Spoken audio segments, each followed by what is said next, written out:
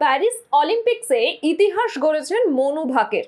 স্বাধীনতার পর দেশের প্রথম অ্যাথলিট হিসেবে এক অলিম্পিক্সে জিতেছেন জোড়া পদক। শুটিংয়ে জোড়া ব্রোঞ্জ জিতে ভারতকে উপহার দিয়েছেন গর্বের মুহূর্ত। দিল্লির ইন্দিরা গান্ধী বিমানবন্দরে পা রাখা মাত্র মনুকে ঘিরে উৎসব। ফুলমালায় পদকজয়ীকে বরণ, চলল মনু ভাকেরের নামে জয়ধ্বনি।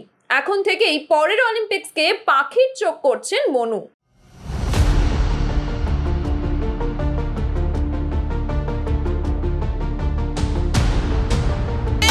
I hope वो इंडिया के लिए गोल्ड लेकर आए जी।